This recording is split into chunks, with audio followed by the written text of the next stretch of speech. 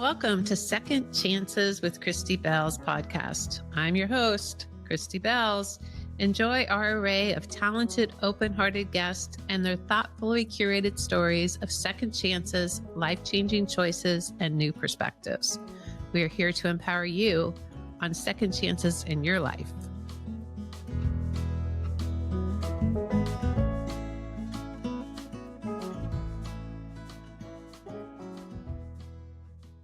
Welcome to Second Chances with Christy Belz. This is a show where I sit down with powerful women. And today I have the amazing Renee Ferrufino on my podcast. Renee is the president and CEO of the Women's Foundation of Colorado, and a nonprofit organization near and dear to my heart. And we'll talk more about that in a minute, but I'm delighted. She is also the first Hispanic woman to lead the Women's Foundation, which is, I think, such a pinnacle for our state and for women in our community. So welcome to the show, Renee. Thank you so much. I'm thrilled to be here. I'm thrilled to be able to spend some time with you all. Yeah, thank you. I start everything, including the show, with something I call permission to pause. So we're just going to take a deep breath, close your eyes if you're comfortable doing that. The audience joins along. We just take this moment, ladies and gentlemen, just to pause.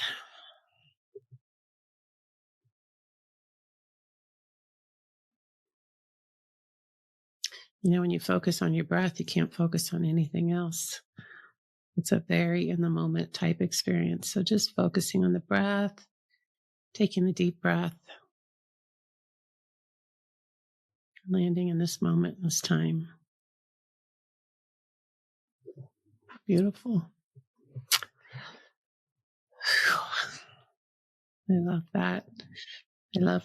Renee, it is so nice to finally meet you. It's a rarity on this show that I get to interview people that I have not met personally, although I know of you. I know of you from my friend Tanya Ziegler, who is your past board chair. Tanya is a dear, dear friend, and we've been friends for 20 plus years.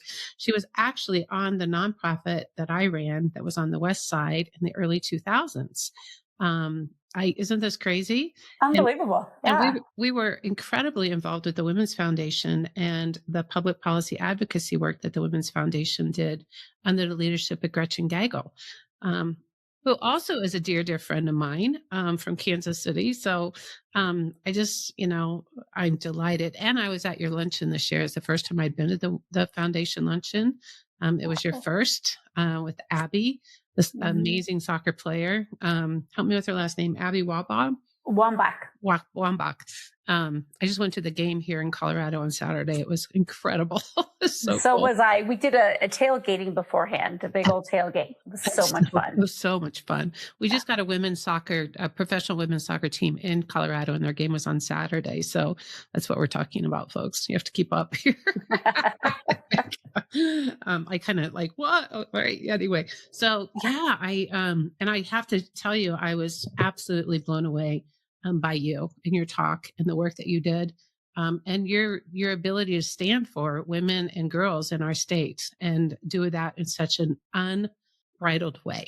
I will put it that way. So thank you. You touched my heart. You opened my pocketbook, and I knew from that point forward that I needed to have you on the show. So welcome. Thank you so much. It is really an honor. And I don't know that everybody gets to experience doing a job that resonates so much with who you are personally and professionally. And it really fills my heart and soul. And being able to meet women like you and men who care so much about the well-being and the success of women in our communities, who are always elevating women's voices. Yeah. It's probably like one of my favorite things about the job is being in space with like-minded women. Yeah. So thank you for engaging, and also for having me, but also for becoming a pet member at our luncheon. Yeah, you're very welcome. Yeah, it's my pleasure.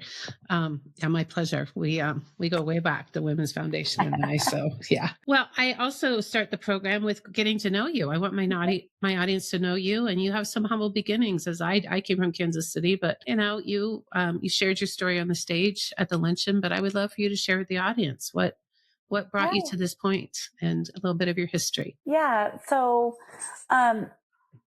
it has been, I think, in navigating spaces for a long time in different ways. So I and mixed race. My mother is Latin and my father is white. And so I've always been navigating two worlds for in many experiences that I've had. But I grew up in Sterling, Colorado. I was the first one in my family to go to college. Mhm. And that was pretty meaningful considering my mom has five sisters and a brother. My dad has a big family and I've got like 70 first cousins. I've just got a massive family. So when I went off to college, it was a big lift. It was one of those times, nowadays it looks very different. My parents plopped a 1,000-page book in front of me at the kitchen table and were like, find some scholarships, and I'm like, Mhm. how do I even do this? And I remember going to my counselor in Sterling at Sterling High School, and they were like, yeah, you'll go to college. We're really more concerned with the kids who might not graduate high school. And I'm like, okay, but like, I don't know anybody who went to college. Mhm. And so I was like, all right, I'm going to start off at NJC. And so that is what I did. And I started off at NJC. It was a community college. Funny enough, so many of our big leaders here in Colorado have been on the board of NJC, Mhm. like Say, what is JC so the audience knows? Northeastern Junior College. Awesome. It Great. is where our former Mayor Webb was on the board, Jerome Davis. So many people Yeah. that live here in Colorado have been on that board. And then from there, I really started to explore what that next option for me would look like. And I really wanted to go to a college different from everybody else in Sterling. And I wanted to kind of make my own way. So I ended up at CU. And that was a really exciting experience. Mhm. It was really unknown navigating that world by myself. And I just learned a lot about myself during that time. And I'll share a little bit more when we start talking about second chances in that space. But, I ended up graduating with 2 degrees. I have a degree in political science and a degree in accounting in business center. And then I went off and I started traveling the world a little bit. I was waiting tables and I traveled and I waited tables and I did that forever. I didn't get my first job outside of waiting tables until I was 27 years old. And then my parents were like, you have got to get a job, young lady. Mhm. And so I did. I met my husband and I started off as an accountant and then a financial analyst, then a revenue strategist for a really large international company. And then that proved to be a space that wasn't really open to being a professional and a mother in the same breath. And I ended up opting out of the workforce. I stayed home for a little bit and then I changed my career and trajectory Mhm. into the nonprofit sector. And I started that when I was 39. I changed my job Mhm. and stepped into a space as a part-time special events coordinator for the children's campaign. Mhm. And then 3 years later, found myself at the foundation, which I love because it really was a bit chaotic at the time. Mhm. And I just found like there's more opportunity in chaos. So I ended up here. But I think that's my professional journey. But personally, my entire childhood, I felt so lucky to be raised in a family that was navigating the world through different lenses Mhm. because my parents were an interracial marriage. My dad was always an incredibly progressive man who was always telling my sisters and I to never let anybody drown our voice or make us feel like we don't belong. And then my mom was there and he lifted my mom up and was her biggest champion. And that's kind of how we got to be in this space where we could really explore who we were, what we did, and what we navigated. Mhm. I always tell this funny story that I don't know if you remember the whole Nancy Reagan Just Say No campaign. I mean, Mhm. everybody does. And I was in elementary school and I came home one day and I was very upset. I was in tears. My dad's like, well, what happened? Like, well, the firemen came in today and talked to us about the Just Say No campaign. And I think it's really weird that you and mom never say to me, just say no. And he started laughing at me. I'm like, why are you laughing? This is not funny. Why don't you care about me? Why don't you tell me not to do drugs? And he was like, because we're just not that judgmental of people. And I was like, what? And he's like, look, Renee, the world is big. Mhm. You're going to explore a lot of things in your life. And my hope is that your mom and I have given you values and a Mhm. character that allows you to navigate the world in different places and try different things and decide what's for you, what's not for you. And some people in this world can manage trying new and different things without having it have their entire lives come undone. And I just will not judge somebody because they do something that maybe I don't do. And I don't ever want you to do that in your life, period. He's like, it's not that I don't love you enough. I love you more because I trust you to make good choices for yourself. And I was like, oh my God, why can't you just be like the other parents and tell me not to do it? And he's like, because it's never like that. So we talked about God, sex, drugs, politics, religion, all the time. And I remember your dinner, you talked about your dinner table conversations. Tell me that one. That was, oh my gosh, we talked about so much. Like at the dinner table in my home, it was just, there was no topic off the table. I mean, and so we talked about the just say no. We talked about birth control. We talked about religion. My dad was not of a religion and I was raised Catholic. But my mom and dad's deal was my mom could get us confirmed. And once we were confirmed, we were able to choose what we wanted to do and explore religion or not anymore. And she was never allowed to say anything to us. That was the deal they made. And when it came to drugs, it was like, just be honest with us. Just tell us. If you go out and you're partying, just tell us. And I always felt so safe being able to explore anything I was curious about with my parents. My mom and she took me out for lunch after I had had a boyfriend for a really long time. And she was like, look, you're going to get serious. We need to get you on birth control. You don't want to get pregnant. It was just like this whole thing. And I was like, well, I'm not ready yet. She's like, that's fine. So when I came back to her and I was like, I think I'm ready. And she was like, let's do it. And that's just kind of how it was. They always treated us like, if we give you the information and you are rooted in your values, then ultimately you're going to make a choice that you can live with. And sometimes you won't, and you'll learn a lesson along the way. But there was just a feeling of being open-minded, exploring the world, and kind of like safe environment. Yeah, in a safe environment where I didn't have to worry. Like, and then when I would go out and you'd have like a drink, when I was in high school, a beer, I could call my parents, and I did many times to come and pick me up. And they said nothing, but they did wake me up at 5:30 in the morning, and I would have to clean out the shed. And so that was enough said, enough said. And they were like that with me and my sisters. I assume the shit was on the farm. You were on a ranch or something. No, I was. So Sterling is ranchers and farmers, but my dad worked on the railroad. Okay. And so we lived in town, but they had a beautiful yard. But let me just say to you, my dad, between us three girls, his shed and his garage was spick and span. Okay. Cleaned. Okay. So you didn't say SHIT, you said shed, SHED. Okay. Shed. His shed and his garage was like, what? You had to go to the stalls and clean up the SHIT? Oh, okay. Okay. The shed. Okay. That's good. So funny. It's so funny. Oh my gosh. Well, I'm really curious because you moved into this job and you started working in construction internationally, and then you became a mother, right? And so there had to be some level of clash just because we live in a culture where, as a woman working for a male dominated workforce, right? And then you become a mother. Tell me about that. I mean, my audience obviously is primarily women, and many of us have faced this place of like, you kind of hit the wall of the patriarchy. And so I'm just curious about the experience of that and your choice to walk away to stay home with your kids for a little while. It was my second corporate job. And so this was a really large construction company. And I started off with them as a staff accountant. My first week there, somebody from marketing came up to me and was like, hey, would you like to be photographed? And in this poster, we're doing this big ad campaign for the company. And I just didn't really think much about it at first. I was like 28 years old and 29. And I was like, sure.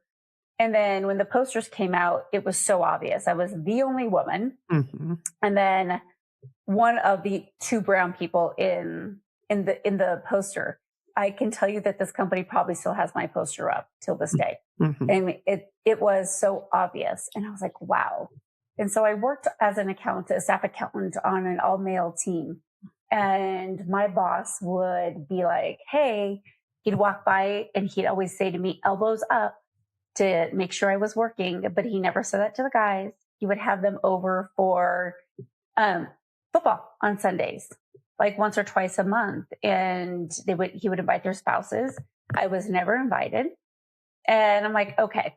So I did this role for about a year, and then I got promoted to work as a financial analyst for one of the product lines. I thought that it would be different because I was working for the only female VP at the company for the Denver metro area. I wasn't ahead of North America yet. And that ended up being the exact opposite. Mm-hmm. And I don't really begrudge her because I understand the time that was, and she was really fighting for that one spot. And there's a fear of scarcity, that scarcity mindset that really comes into play.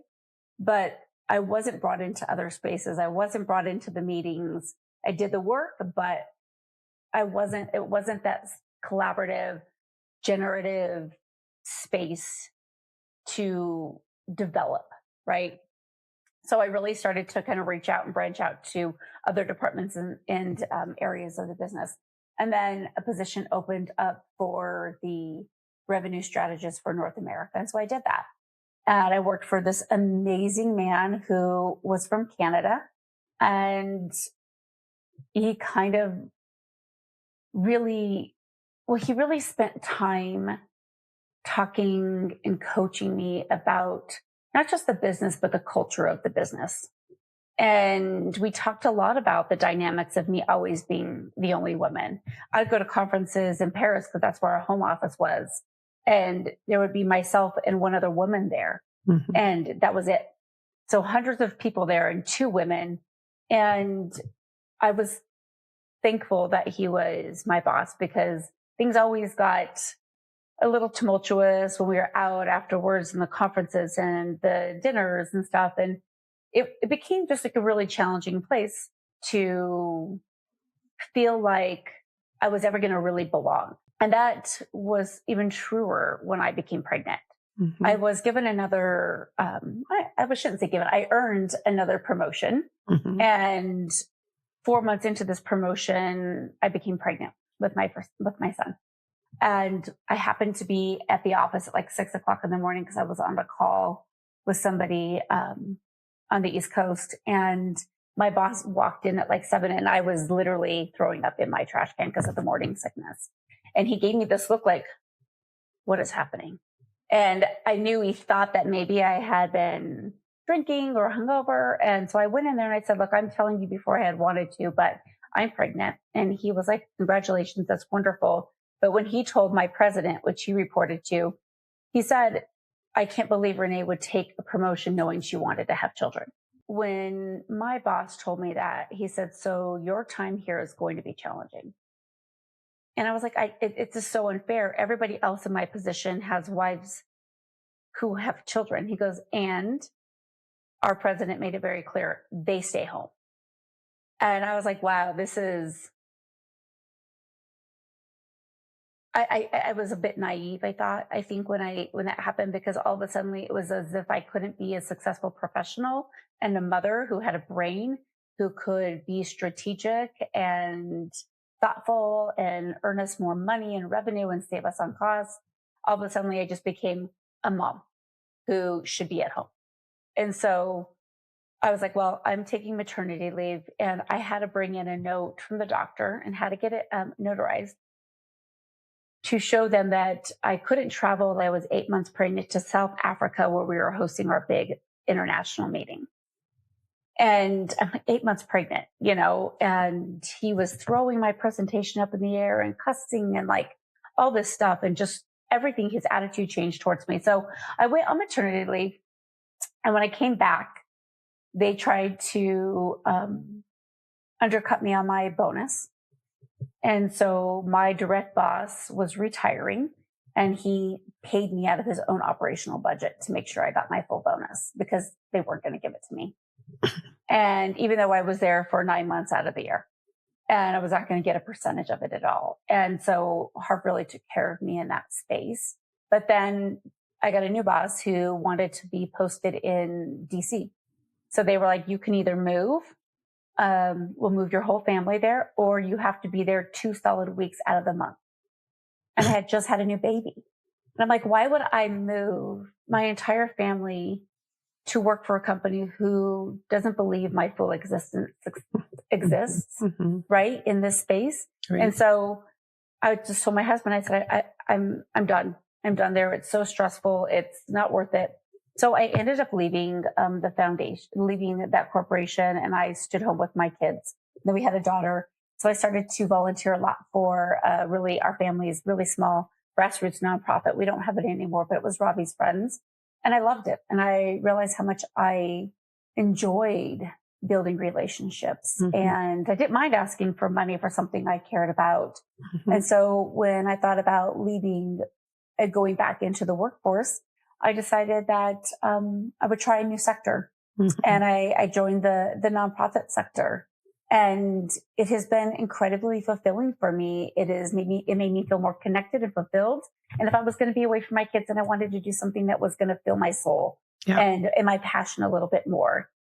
And I learned that the difference in the feeling that you get when you're at a job where you feel like they're just using your talents versus what it feels like to have a career that really aligns with your values. Mm-hmm. That is a completely different feeling. Totally. So when I look back, I'm like, it's okay that happened. It's a gift that it happened. So being pushed out of a field that didn't value me as a whole person, opened up a door to one that really did. And I really think that coming from that abundance mindset and carrying on and being involved in something you're passionate, you realize that so many more opportunities are going to unfold in front of you if you just stay authentic to what feels right to you. I like to say, our future is really predicated on our desires, that the path is laid, right? Yeah. And so it's part of the teaching, right? You just have to trust and lean into, what is the calling of your heart? I quit a 6-figure job when I was 26 to become a social worker. People thought I was crazy. My husband was like, because I was 30 years old and I was making a 6-figure salary with a 30% bonus. Yeah. And then I left and went into the nonprofit sector, and it was like, wow. And I couldn't get a job for a while because people didn't believe that I was willing to sacrifice that kind of salary for happiness. And you're overqualified, right? Yes. I didn't get into graduate school at KU because I was overqualified because I was a 6-figure sales rep for a national organ. I mean, it's crazy. And the stories you tell are so real. And I'm so glad you're willing to share, Oh, of course. I, in the 80s, was young, naive. I hadn't gone to college, and I was carrying a briefcase down Madison Avenue. And I remember one year I got a bonus check because I literally took everybody out on the sales team and had a huge contract. And my boss, I was flying somewhere with my boss, and he was a New Yorker, and he handed me a bonus check, which was very lucrative, right? And I said, why is it that, thank you. And why is it that my bonus check is still less than the men on this team? I outsold everybody. Why? His words. Christy, you're never going to get married with that attitude.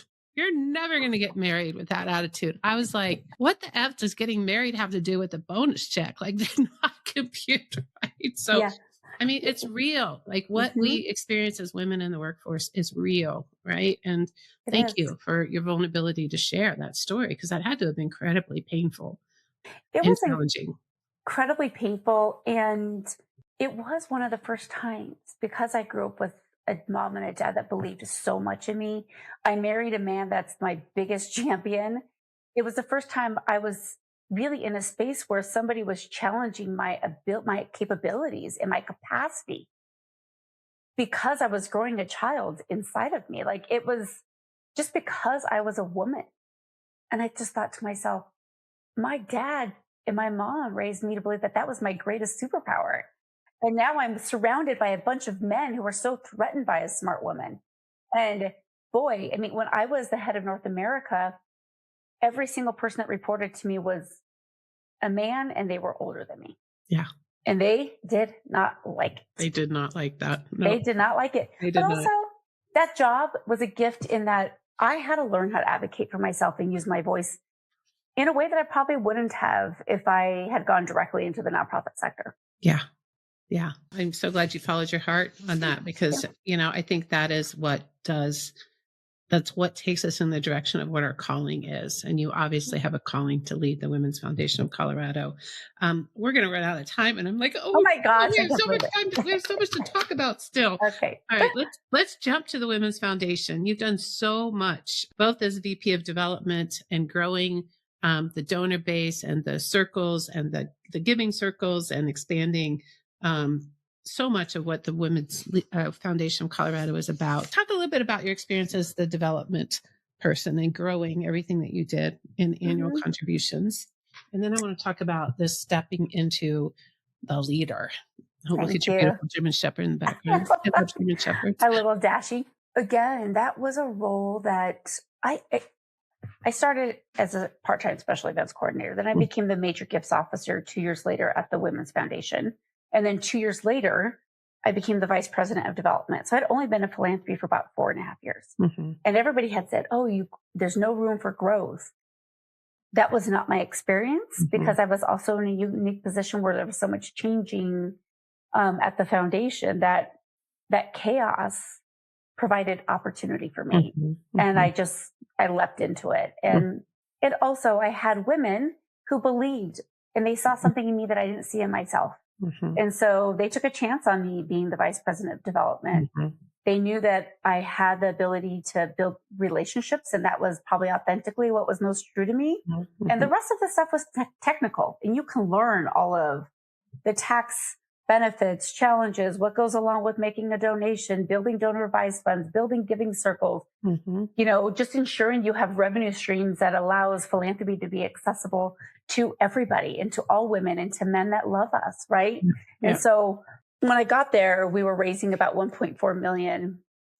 And then within like 5 or 6 years, we were raising close to 4 million, now 5 million, now 6 million. And this year I'm raising $11 million.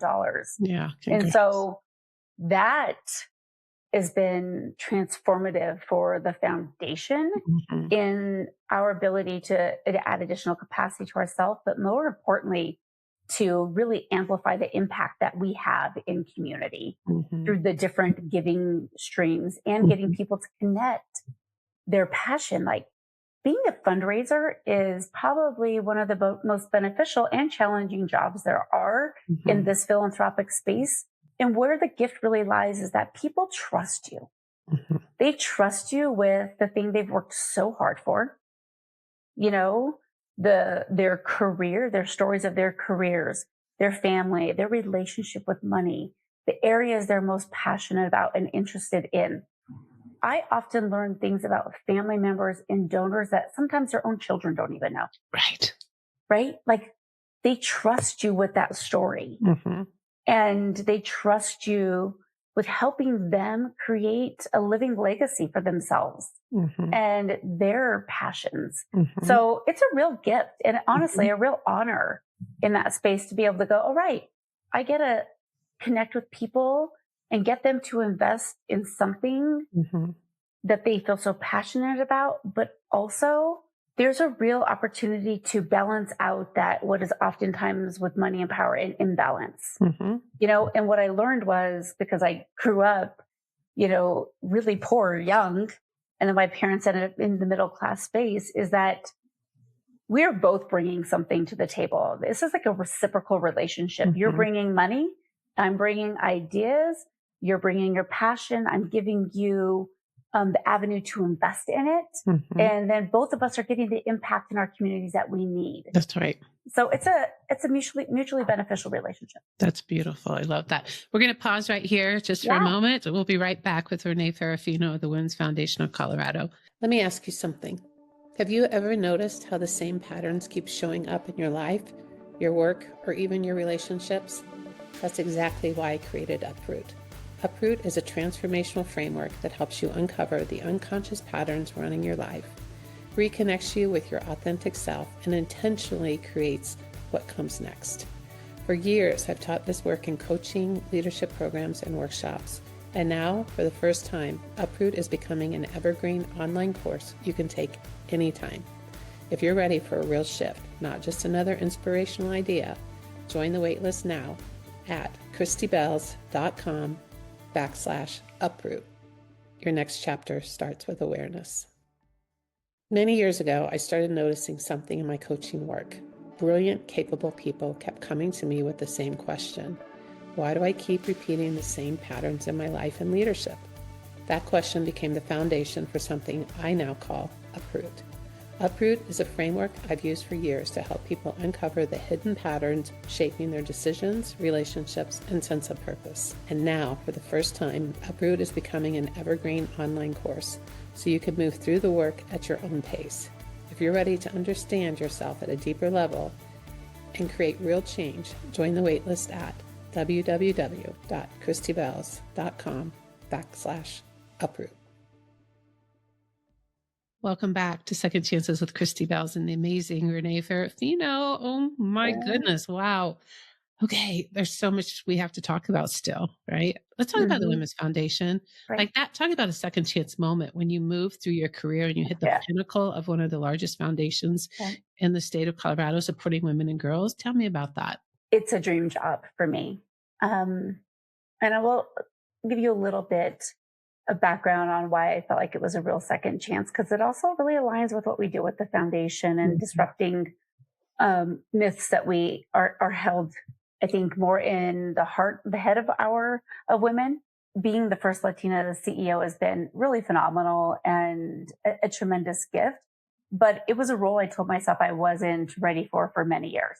I have been offered a few CEO jobs beginning around 2020, and I never took them. And I didn't take them for a couple of reasons. One, being the VP of development here was a real fulfilling job for me, but also I had 2 kids in high school and it gave me the flexibility to be as present as I needed to be. And I really didn't want to give that up. But I knew that a CEO role would require so much more of me and my time.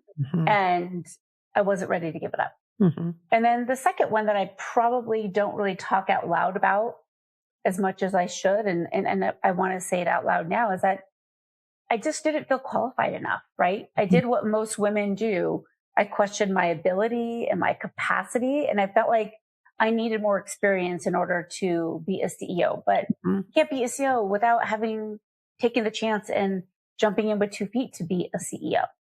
And so I think it goes more beyond than just believing in myself.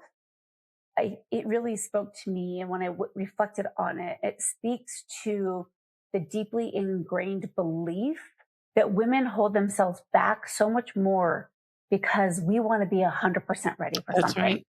Unlike men who are like 60% ready, I'm overly qualified for this role, right? And it's more about the belief, our belief in the readiness is more about a destination rather than the journey. And so that was really important for me to recognize in myself and to say, you know what? I'm never going to be 100% ready because I've never done it yet. So I'm not going to actually fake it till I make it. I'm just going to grow because I'm going to learn and grow in it. And I'm going to learn by my experiences and push myself to be uncomfortable and to get a coach and to to have somebody constantly holding me accountable to what I say I want to be and how I want to show up as a leader. And that's been a real gift to me because I can tell you this past year has been something. You know, I've been in it for a year, and I started January 6th of 2025. So we really kind of reframing that day. And then, 20 days into my job, the administration really starts challenging everything that the Women's Foundation stand for. Even our just being a women's foundation was going to be challenged. Right. And then the rollback around DEI. And it was a real opportunity of a year to say, you know what? We aren't going to be immobilized by this. Right. And in times where there's a lot of pressure, I think some people abandon their values. And it was a time to stay more rooted and grounded in our values than ever before at the foundation. Yeah. I really saw that reflected in you when you did your talk at the Women's Foundation luncheon.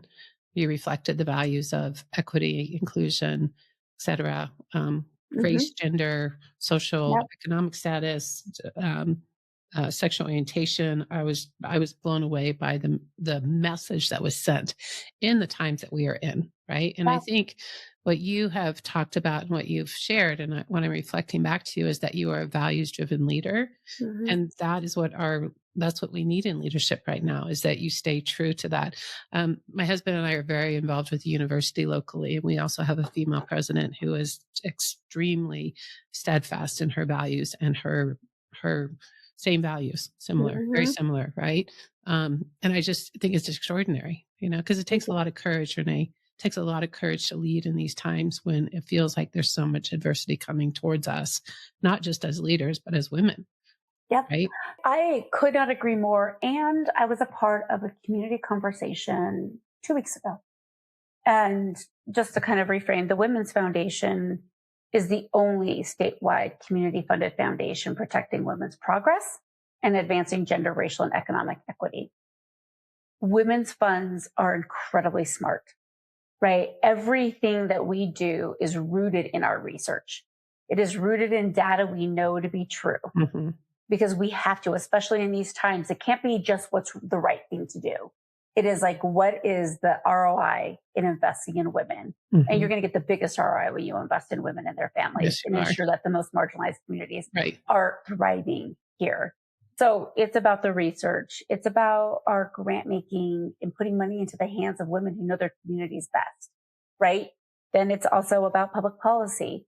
How are we coupling that with our grant making? How are we disrupting and dismantling systems that were not made for us to thrive? And so being a part and leading equal pay for equal work, the paid family and medical leave, the Family Affordability Care Act, early childhood education, the foundation is investing in all aspects of who women are. Hmm. And then we also provide low cost capital for women entrepreneurs. We're Hmm. starting more businesses than anybody, right? Our Black women are starting more businesses than Hmm. any other women right now. They do not have access to affordable capital. So it's our job to look at women at the foundation and say, what are the diverse strategies we can use to invest in them to ensure that they are successful, which means our families are successful, our communities are successful, and our economy here in Colorado is successful. Because if we don't do that, we're going to find ourselves in a really difficult position. We Right. have an aging population here in Colorado. Right. Women are living longer than men, but we're also being expected to opt out of the workforce to be caretakers for our children, for our parents, for everybody. So that means missed paychecks, less put into your retirement, less engagement and leadership in our community. And if that happens to us, we are not going to have enough money come retirement to do anything but meet our basic needs. We're the biggest consumers. And if we're Right. not boosting our economy, we're not going to thrive. So it's so important about what we're doing right now. But I do want to get back to one of the things you said. It is important to be brave, but we're in philanthropy right now. And it is a really privileged space to be. Hmm. I heard somebody say in a meeting about all leaders as funders want to step into this space and fully, but some of them have more challenging or conservative boards. And so there's still risk, and the risk if that person loses their job and somebody else gets hired, that person could be more conservative and less risk Hmm. tolerant, right? But when you think about that risk of losing a job, which you probably are getting paid really well for, which you probably have savings in the bank for, versus the risk our communities are feeling right now. They can't leave their homes. We have a high school here in Colorado, Lincoln High School, where 155 kids are not showing up because of ICE, because people are afraid to come to school. They're afraid to go to get their own health care. So what does that mean? No education. What does that mean? No economic stability, more stress on the systems. So we owe it to our community to be Hmm. courageous and to be true to our values and be true to what we say we are for, which is investing in our community, because our community's risk is so much more grave than ours. And if they're brave in who they are and they can't hide who they are, they can't pretend that their needs aren't their needs, Mhm. or their background is not their background, then who are we to kind of like hide under an umbrella? Mhm. We can't afford to do that for our community. No. Our community deserves better than that. And our women deserve better than that. And the women that came before us deserve better than Mhm. us to cower. Mhm. Like just, Mhm. it's the moment. It's the moment for the Women's Foundation to Yeah. really stand up and lean in. I love that. Stand up and lean in, ladies. It's time, Hmm. right? And we need each other, and we know all of us to be able to stand up and lean Yeah. in right now because it's Hmm. challenging. I just Hmm. wrote a blog about, as a social worker, I look back at history and the women's movement and what's happened over time. And, women have been faced with so much adversity over time, but we've always overcome. We've always, Yeah. and the way we do that is through collective community, through connection with one Hmm. another. This is how we relate as women, is in connection, right? Yeah. So yeah, I really am, I want to say proud, but it doesn't matter really what my esteem says of you, but I really support and value your your values and what you're espousing Yeah. as the Women's Foundation of Colorado. I think it stays true to the mission that I've known for 30 plus years and Hmm. who it was developed to be from its founders to Hmm. and you stepping into this leadership role as who you are is just extraordinary. So thank you for your service and for Thank saying you. yes. And I understand the challenges. I led a nonprofit. It was much smaller than the Women's Foundation, but not for the faint of heart. So thank you for what you do. Well, thank you for what you do now in lifting up women's voices, but also for leading a nonprofit. There's nothing harder than being in the trenches of the work. Yeah. What I do is a lot easier than being on the ground in the work, trying to navigate this chaos Yeah. right now. Yeah, it's challenging and it's scary. Can we just talk a little bit? And literally, we're going to run out of time. I'm like, I need to have Renee back and have an even longer time with Yeah. her. She said she'd be willing to do, but let's just honor. I just really want to talk about being Latina and being a leader Yeah. now. I think that is another aspect of both our community. Colorado has got an extensive Latina community and Hmm. has a lot of services, but as a Latina woman leading a foundation. I'm just curious your perspective and your view and vision for that. First, I want to thank you for making space for that and talking about it, because it is one of the greatest honors I've had, is to be the first Latina president and CEO of the Women's Foundation. And, we touched on it a little bit earlier around navigating my childhood and NJC and CU, and then meeting my husband, who, you know, his family is deeply immersed in the Latin community. So when I met him, I was like, wow, I finally get to kind of lean in and step in to this community and become more engaged, because it was a different world I never knew in Sterling, like, or anything I had experienced. It wasn't, my parents weren't engaged in those different ways. Right. And so his dad really was. And when I found myself in those spaces, I became immediately aware of the fact that not being bilingual was really challenging. And one of my biggest insecurities, when you think about imposter syndrome, Mhm. that's a big That's one it. for Yep. me. Yep. And so I found myself being in spaces when I was younger, too Latina, and then in spaces when I was older, not Latina enough. Mhm. And so I found myself pulling back from the Latin community when I was receiving that kind of feedback. Some of it Mhm. was very intentional and to my face, but some of it was really internalized about how I thought people were Mhm. really perceiving me. Um, but then when I became the president and CEO, the Latina community showed up in such a big, beautiful way Mhm. to Mhm. celebrate me and my leadership. And it made me realize that they had been watching, supporting me the whole time. And they really did accept me for who I was. And that moment really kind of led me to that place of like, this is a second chance to really engage with a community that I hold very important. Mhm. Right. It was more, when I reflected on it, it was about that danger of self exclusion, Mhm. removing Interesting. yourself from a community before they have a chance to reject you or accept you. Right. What was that going to be? And so it came back to that imposter syndrome that we all continue to navigate, that internal voice in our head Yeah. along the way. And put me in a position that I was kind of quietly severing my relationship with a community that filled me up so much Mm-hmm. because of my own insecurities. Mm-hmm. And so when I became the CEO and I saw the Latina community show up in these really profound ways, Mm-hmm. and the more honest I was and authentic I was about my own insecurities, about not being bilingual or not Latin enough, or, leading a foundation where they felt like sometimes they were left behind. Yeah. There was a lot to reconcile there. And so the conversations have been very generative and open and authentic. And there's more of a relationship and partnership being built there in ways, and gives me the opportunity to lift them up in community, Mm-hmm. and in a community they've invested so much in. Yeah. Right. And what a gift is that, to be able to give back to a community that's been supporting me for so long. Yeah. And so I think that the idea that belonging isn't necessarily how other people react to you. It's how you, in that self-talk you have of yourself. Mm-hmm. Because people are much more open and authentic. Mm-hmm. And it's so important for us to embrace our cultures where we belong so much and get so much from, and then pull other people in to celebrate it and be a part of it. That's right. That's right. It can't stand alone. It has to be totally inclusive.